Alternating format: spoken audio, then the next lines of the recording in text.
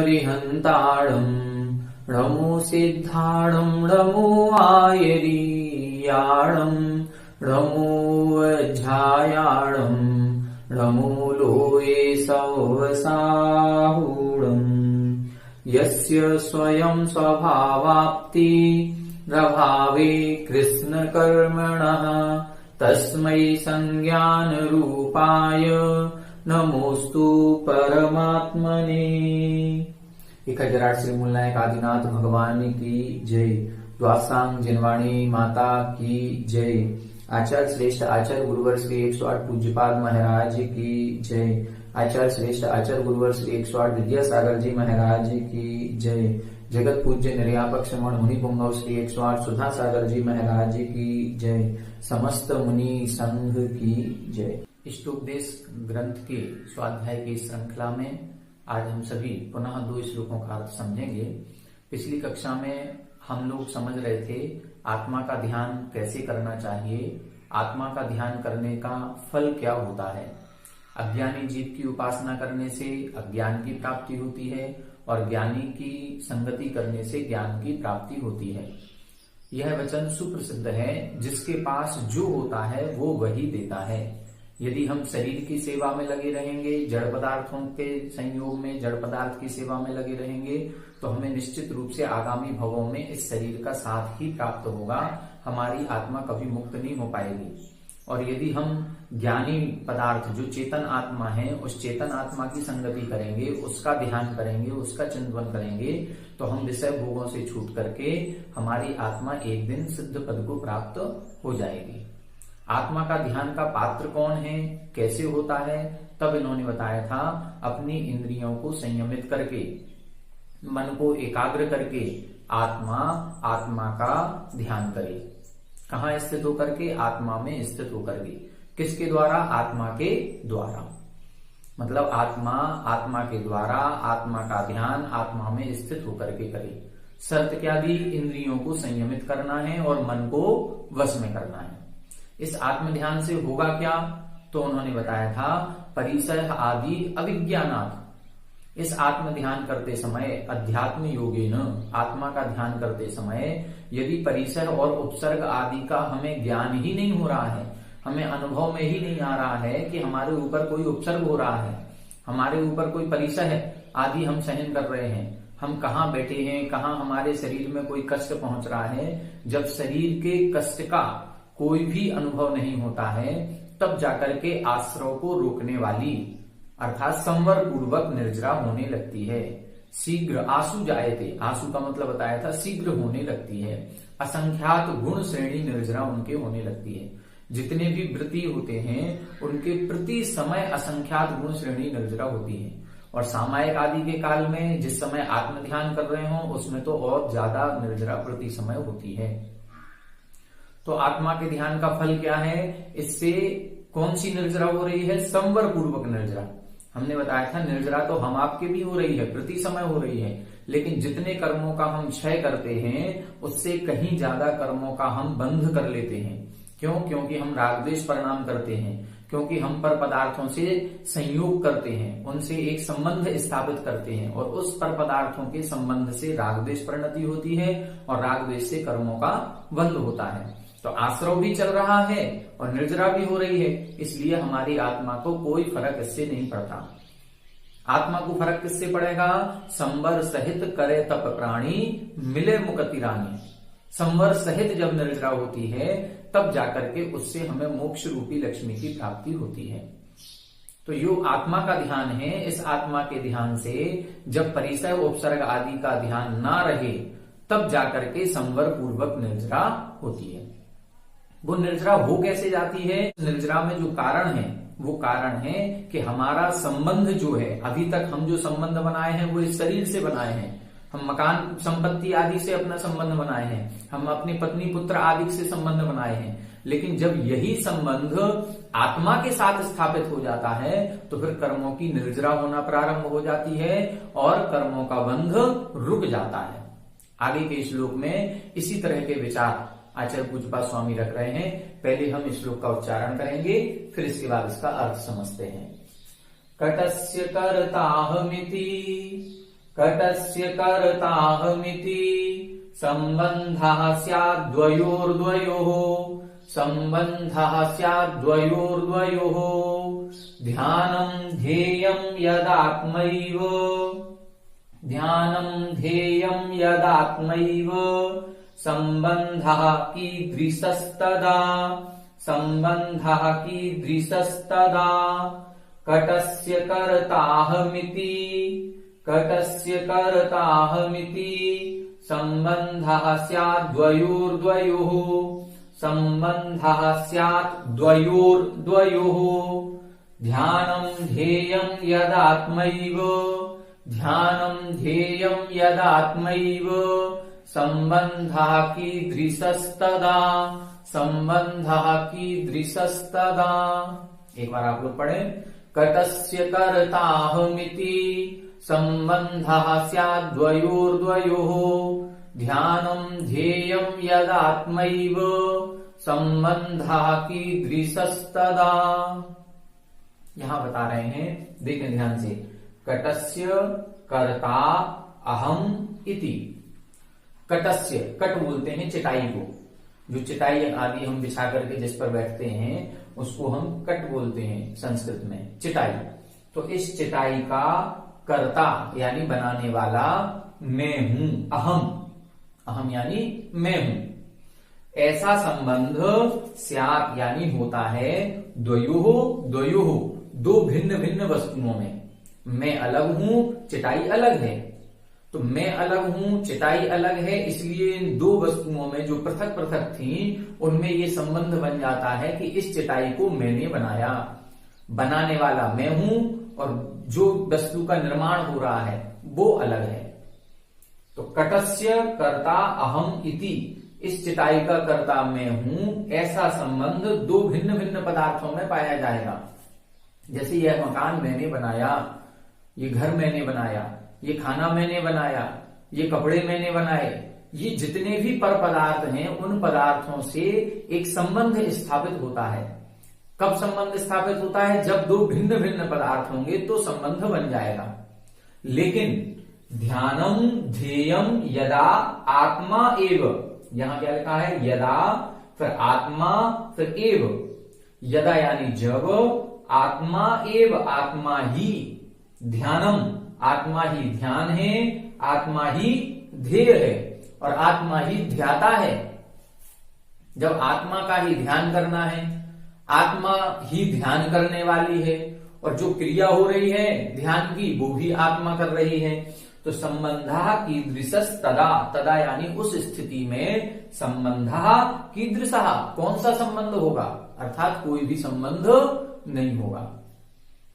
संबंध भिन्न भिन्न वस्तुओं में होता है और जब एक रूपता आ जाती है तब संबंध नहीं होता, कोई भी प्रकार का संबंध स्थापित नहीं होता। और जब संबंध कोई नहीं होगा तब हम कर्म बंधों से छूट जाते हैं और कर्मों की निर्जरा प्रारंभ हो जाती है। कर्मों का बंध भी नहीं होता, संवर पूर्वक निर्जरा वहां होने लगती है। कहां होने लगती है? जहां किसी भी प्रकार का संबंध स्थापित नहीं होता। फिर से देखें, कटस्य कर्ता अहम इति, इस चटाई का कर्ता मैं हूं, ऐसा संबंध स्यात् यानी पाया जाता है द्वयोर्द्वयोः, दो भिन्न भिन्न वस्तुओं में। दो भिन्न भिन्न वस्तुएं होती हैं उसमें ये संबंध पाया जाता है। लेकिन जब ध्यानम ध्येयम यदा आत्मा एव, लेकिन जब आत्मा ही ध्यान है, आत्मा ही ध्याता है, तब क्या होगा? संबंधः कीदृशः, तब उस स्थिति में संबंध कोई भी नहीं होता। पंडित दौलत राम जी ने छैठाला जी में जब शुद्धोपयोग स्वरूपाचरण चारित्र का वर्णन किया तो उन्होंने स्पष्ट यही लिखा तो जहां ज्ञान ज्ञाता ज्ञेय को न विकल्प वच भेद न जहां पर ज्ञान ज्ञाता और ज्ञेय में कोई वचन भेद नहीं रह जाता, ज्ञाता भी ज्ञान भी और ज्ञेय भी तीनों एक ही पदार्थ हैं। जानने वाला कौन है? जिसको हम ज्ञाता कहते हैं वो है आत्मा। ज्ञेय जिसको जाना जाता है उसको ज्ञेय पदार्थ कहते हैं, वो कौन है? वो भी आत्मा है। आत्मा को जान रही है। किसके द्वारा जान रही है? ज्ञान के द्वारा जान रही है। तो ज्ञान स्वरूपी कौन होता है? आत्मा होती है। तो आत्मा को आत्मा के द्वारा जान रही है। कहाँ स्थित होकर के जान रही है? आत्मा में स्थित होकर के जान रही है। अब जब सब जगह आत्मा ही आत्मा है, वहां पर संबंध किसी भी प्रकार का नहीं होगा। निज माही निज के हेतु निज कर आपको आप ही गहे। जहां गुण गुणी ज्ञाता, गुण गुणी में भी कोई अंतर नहीं रह जाता। जहां एक लिखा उन्होंने चिद भाव कर्म चिदेश करता चेतना क्रिया तहां। चिद भाव कर्म चिदेश करता चेतना क्रिया तहां। तीनों जगह चिद भाव है, तीनों जगह चैतन्य है, तीनों जगह ज्ञान दर्शन स्वरूपी आत्मा है। कर्म भी आत्मा है, कर्ता भी आत्मा है और क्रिया भी आत्मा है। हम सामान्य से देखें, मैं पुस्तक पढ़ रहा हूं तो इसमें कर्ता कौन है? कौन पढ़ रहा है? मैं पढ़ रहा हूं। क्या पढ़ रहा हूं? पुस्तक पढ़ रहा हूं। क्या कर रहा हूं? पढ़ रहा हूं। तीनों चीजें अलग अलग हैं। करने वाला मैं हूं, क्या कर रहा हूं? पढ़ाई कर रहा हूं, तो ये एक क्रिया अलग हो गई। और क्या पढ़ रहा हूं? किताब पढ़ रहा हूं, तो ये कर्म अलग हो गया। तीनों चीजें अलग अलग हैं। लेकिन जब आत्मा ही ध्यान करने वाली है, आत्मा का ही ध्यान कर रहे हैं, तो चिद भाव कर्म जो चैतन्य भाव है वो उसका कर्म है। आत्मा जो ध्यान करने वाली है वो ही करता है, चिदेश करता। और चेतना क्रिया कहां? ज्ञान के द्वारा ही तो जानेंगे हम किसी पदार्थ को।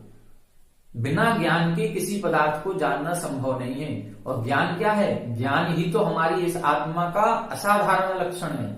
ज्ञान स्वरूपी आत्मा ही है। तो जहां पर ध्यान ध्याता ध्येय, ज्ञान ज्ञाता ज्ञेय, चिद भाव कर्म चिदेश करता चेतना क्रिया, ये तीनों एक में एक हो गए।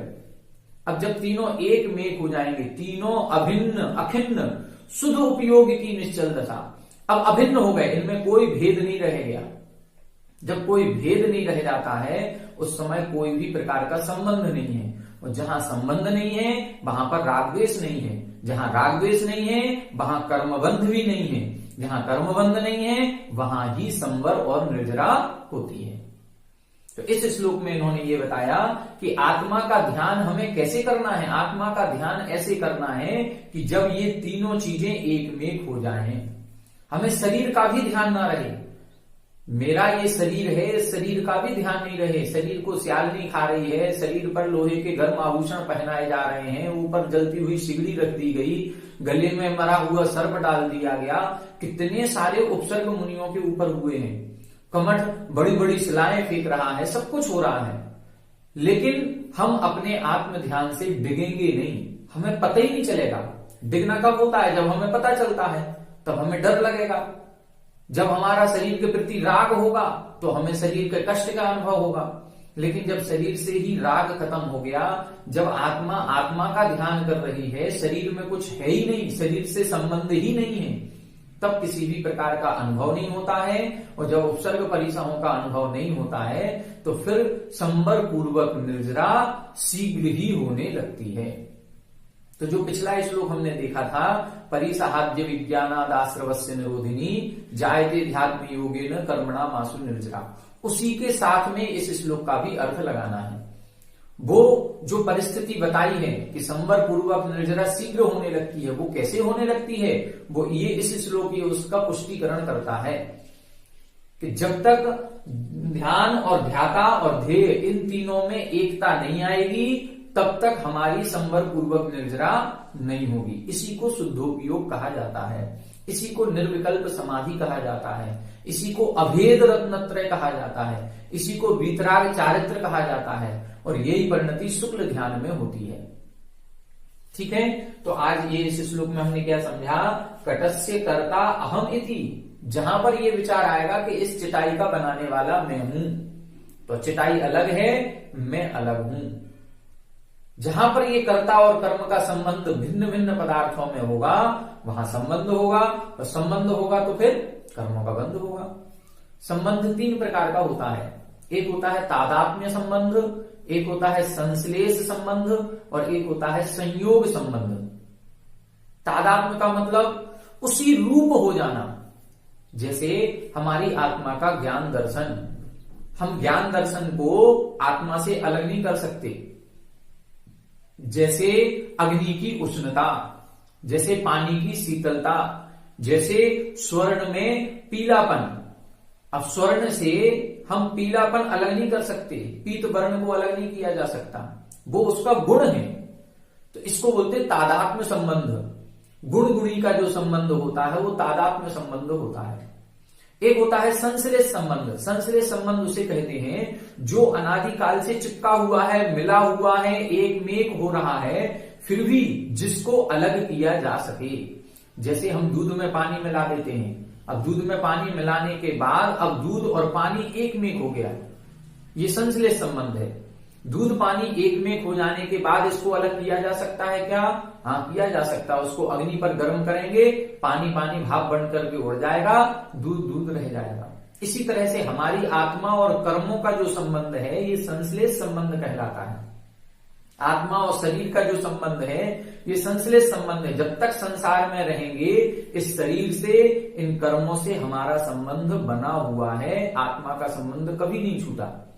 और तीसरा होता है संयोग संबंध। संयोग संबंध का मतलब जो बिल्कुल पृथक में ही अलग दिख रहे हैं। जैसे ये हमारी कोटी दिख रही है, कुर्ता दिख रहा है, चश्मा दिख रहा है, किताब दिख रही है, मोबाइल है, मकान है, धन संपत्ति है, पत्नी पुत्र आदि है, ये सब संयोग संबंध आएंगे, सब संयोग संबंध। संयोग संबंध में पर पदार्थ अपने आप अलग दिख रहा है, लेकिन हम उससे संबंध स्थापित किए हैं। ये पेन मेरा, ये किताब मेरी, ये मोबाइल मेरा, ये घर मेरा, ये पत्नी मेरी, ये मेरा तेरा जो हुआ है ये संयोग संबंध है।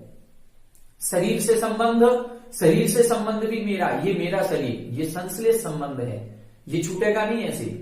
इसको बड़ी कठिनाई से छोड़ना पड़ेगा यदि हम आत्मा का अनुभव करेंगे ज्ञान के द्वारा। उन्होंने लिखा जिन परम पैनी सुबुधि छेनी डारी अंतर भेदिया। इसको कैसे प्रकट करेंगे अलग अलग? इसको भेद विज्ञान से प्रकट किया जाएगा। इसको जैसे वो कहते हैं कि हंस, हंस जो होता है वो क्षीर विवाम्बु मध्य, वो क्षीर और अंबु यानी जल को अलग अलग कर देता है। तो हमें भी हंस के समान बनना है। वो कैसे होगा? परम पैनी सुबुधि छेनी, सुबुधि यानी उत्कृष्ट ज्ञान रूपी छेनी को अंदर में डाल करके जिन्होंने भेद कर दिया और क्या कर दिया? वर्णादि अनुरागादिते निज भाव को न्यारा किया। राग द्वेष आदि हमारी आत्मा का स्वभाव नहीं है, स्पर्श रस गंध वर्ण हमारी आत्मा का स्वभाव नहीं है। तो वर्णादि से और राग द्वेष आदि से अपने निज भाव को न्यारा किया, अपने आत्म स्वरूप को जिन्होंने अलग कर लिया। ये संश्लेष संबंध को भी अलग उन्होंने कर दिया। तो ऐसा कब होगा? जब हम ये संबंध को समझ जाएंगे कि ये पर पदार्थों में संबंध पाया जाता है, लेकिन जब आत्मा ही आत्मा का ध्यान करेगी तो कोई संबंध नहीं होता है। और जहां संबंध होता है वहां राग द्वेष होगा, दुख की प्राप्ति होगी, कर्मों का बंध होगा। जहां संबंध नहीं होगा वहां पर ना राग द्वेष होगा, ना कर्म बंध होगा, ना कर्म का फल होगा, ना दुख होगा, बल्कि संवर पूर्वक निर्जरा होने लगती है। तो इस श्लोक का अर्थ सामान्य से इतना ही है कि कटस्य कर्ता अहम इति, इस चिताई का कर्ता मैं हूं, ऐसा संबंध स्यात् यानी पाया जाता है। द्वयोः दो भिन्न भिन्न पदार्थों में पाया जाता है। यदा लेकिन जब आत्मा एव ध्यानम आत्मा एव ध्येयम, आत्मा ही ध्यान है, आत्मा ही ध्येय है। जिसका ध्यान करना है वो भी आत्मा है, ध्यान की क्रिया भी आत्मा कर रही है और ध्याता भी आत्मा है, तीनों एक में है। तो संबंध कीदृश सदा, वहां संबंध कैसा होगा? कोई भी संबंध नहीं होता है। अब आगे के श्लोक में यही बता रहे हैं कि ये आत्मा जो है ये कर्म बंध से कैसे बंधती है और कैसे छूटती है, इसका मूल कारण क्या है, कैसे ये हमारी अमृतिक आत्मा अनादिकाल से कर्मों से बन गई और कैसे ये हमारी आत्मा कर्म बंध से छूटेगी। अब इसका बहुत ही महत्वपूर्ण श्लोक आगे कहने जा रहे हैं। देखते हैं अगला श्लोक। देखें अब अपन अगला श्लोक देखते हैं इस श्लोक में बता रहे हैं कि जीव कैसे कर्म बंध करता है और जीव कैसे कर्मों से छूट जाता है। देखो उच्चारण करें, बध्यते मुच्यते जीवः, बध्यते मुच्यते जीवः, सममो निर्ममः क्रमात्, सममो निर्ममः क्रमात्, तस्मात् सर्वप्रयत्नेन, तस्मात् सर्वप्रयत्नेन निर्ममत्वं विचिन्तयेत्, निर्ममत्वं विचिन्तयेत्। बध्यते मुच्यते जीवः, बध्यते मुच्यते जीवः, सममो निर्ममः क्रमात्, सममो निर्ममः क्रमात्, तस्मात् सर्वप्रयत्नेन, तस्मात् सर्वप्रयत्नेन निर्ममत्वं विचिन्तयेत्, निर्ममत्वं विचिन्तयेत्। एक बार आप लोग पढ़ें, बध्यते मुच्यते जीवः, सममो निर्ममः क्रमात्, तस्मात् सर्वप्रयत्नेन निर्ममत्वं विचिन्तयेत्। अपने जैनागम का सबसे ज्यादा अत्यधिक महत्वपूर्ण श्लोक इसमें लिखा गया है।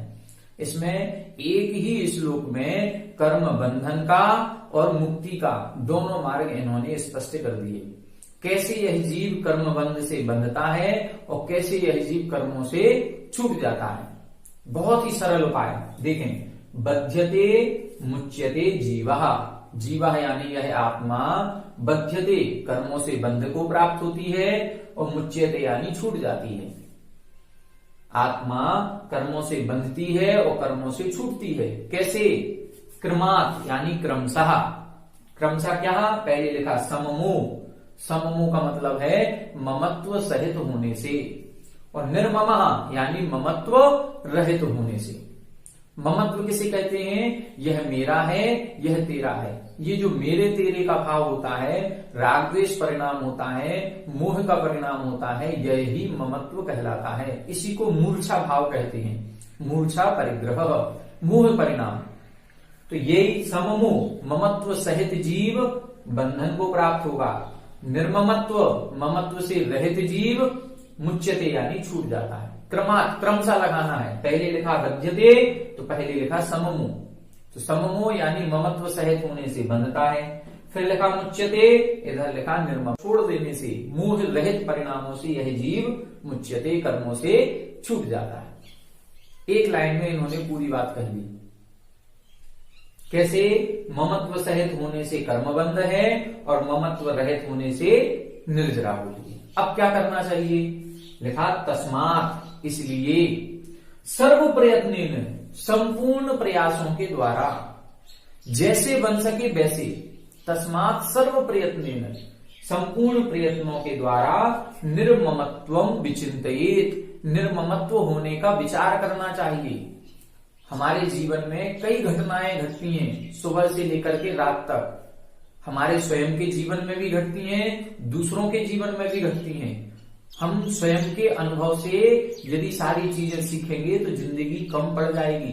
इसलिए कुछ बातें दूसरों के अनुभव से भी सीखनी चाहिए। न्यूज़पेपर जो रोज आता है, न्यूज़पेपर की यदि घटनाओं को हम गहराई से विचार करेंगे तो ये सारी घटनाएं निर्ममत्व होने का विचार कराएंगी। सारी घटनाओं में अनित्य भावना, असरण भावना, एकत्व भावना, अन्यत्व भावना, ये भावनाओं का पूरा पूरा जो मटेरियल है वो भरा पड़ा है न्यूज़पेपर में। हम रोज देखते हैं, आज उसके घर चोरी हुई है, आज उसका मर्डर हो गया, आज वो एक्सीडेंट में मारा गया, आज अचानक हार्ट अटैक आने से एक व्यक्ति की मृत्यु हो गई, आज पत्नी ने पति को मार डाला, आज बेटे ने बाप को मार डाला, धन संपत्ति के पीछे लड़ाई हुई, भाई ने भाई का कत्ल कर दिया। कितनी सारी घटनाएं हैं। इन घटनाओं से संसार का दर्शन होता है। इन घटनाओं से पूरा संसार का परिदृश्य हमें सारा पता चल जाता है न्यूज़पेपर मात्र पढ़ने से। तो हम यदि केवल न्यूज़पेपर की घटनाओं को, अपने मोहल्ले पड़ोस की घटनाओं को भी अपने चिंतन में लाएंगे तो हमारा चिंतन निश्चित रूप से निर्ममत्व पने को प्राप्त होगा। अपने आप इन सारे विषय भोग सांसारिक पदार्थों से आसक्ति कम होने लगेगी। अपने आप ऐसा लगेगा कि जब ये सब कुछ छोड़ के जाना ही है तो हम इससे इतना राग क्यों करें। फिर राग नहीं होगा, फिर ममत्व परिणाम नहीं होगा, फिर हमें अपने पत्नी पुत्रादिक से भी इतना ज्यादा वात्सल्य स्नेह प्रेम भाव नहीं होगा। क्यों नहीं होगा? क्योंकि हम सारी घटनाक्रम देख रहे हैं। इस शरीर से भी राग नहीं होगा, क्योंकि पता चल जाएगा कि ये शरीर छूटना ही छूटना है। ये शरीर तो अनेकानेक रोगों का घर है। सारी चीजें कहां से पता चलेंगी? निर्ममत्वम विचिंतयेत्। रोजाना सामायिक करते हैं तो सामायिक करने में केवल नमोकार मंत्र की माला फेरने से कुछ नहीं होगा। सामायिक को एक सहारा दिया गया कि जब हमारा मन ना लगे तो हम नमोकार मंत्र की माला फेर लें। लेकिन नमोकार मंत्र की माला फेरने को ही हमने उद्देश्य बना लिया और उसी को हम फेरते फेरते ये कह रहे हैं हमारा सामायिक हो गई, हमारी जाप हो गई। नहीं, सामायिक में हमें संसार का चिंतन करना है। आचार्य सुमंत्रभद्र स्वामी जी ने रत्न ग्रंथ श्रावकाचार में लिखा, असरण मसुभ मनित्यम दुख मनात्मान माव सामी भवम मोक्षस्तत् विपरीतात मेतु ध्यायन्तु सामयिके। सामायिक में क्या चिंतन करें? सामायिक में संसार और मोक्ष का चिंतन करें। सबसे ज्यादा संसार का चिंतन करना है। ये संसार कैसा है? असरण है, इसमें कोई शरण नहीं है। अशुभम, अशुभ है, अनित्य है, दुखों से भरा हुआ है। ऐसे संसार में मैं रह रहा हूं। और मोक्ष तद विपरीत, मोक्ष इस संसार से बिल्कुल विपरीत है। मोक्ष ही शरणभूत है, उसमें अनंत सुख है, दुख का रंच मात्र भी दुख नहीं है, शुभ रूप है। ऐसे मोक्ष को मुझे प्राप्त करना है। तो संसार और मोक्ष दोनों का चिंतन करना है सामायिक के अंदर।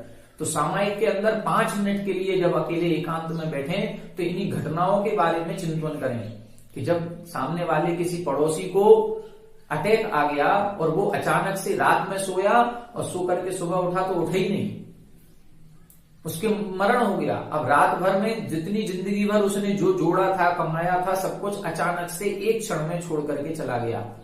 तो क्या हमें पहले से आभास हो जाएगा कि हमारी मृत्यु कब आने वाली है? किसी को आभास नहीं होता। बहुत बिरले प्राणी होंगे जिनको थोड़ा बहुत आभास हो जाए। तो पहले से हम अपना कदम व्रतों की ओर बढ़ाएं, निर्ममत्व पने की ओर करें। जैसे ही हमारा निर्ममत्व पना बढ़ेगा, हम वैसे वैसे कर्मों के बंध से बचेंगे और कर्मों की निर्जरा भी होने लगेगी, छूटने लगेंगे। तो बध्यते मुच्यते जीवः, जीव क्रमशः ममत्व पने से बंधन को प्राप्त होता है और निर्ममत्व पने से मुच्यते यानी छूट जाता है। तस्मात् सर्व प्रयत्न, ठीक है, सर्व प्रयत्न मतलब संपूर्ण प्रयासों के द्वारा। इसी तरह से समंत्रभद्राचार्य ने भी लिखा, तस्मात् यावत विभवम समाधि मरणे प्रयतितव्यम। यावत विभवम, यावत विभवम का मतलब होता है जितनी शक्ति हो, हम संपूर्ण प्रयासों के द्वारा समाधि मरण करने का प्रयास करें। तपाह फलम सकल दर्शना स्तुवति।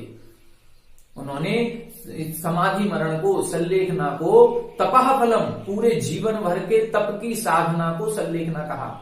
इसलिए सल्लेखना समाधि मरण के लिए पूरी शक्ति के साथ प्रयास करना चाहिए। इसी तरह से यहां पर भी कर्म बंधन से छूटना है तो हमें निर्ममत्व पने का विचार कैसे करना है? सर्व प्रयत्न में। हम कभी भी रात में सो रहे हो, जाग रहे हो, कोई भी काम कर रहे हो, हर कार्य को करते समय निर्ममत्व पने का विचार आना चाहिए।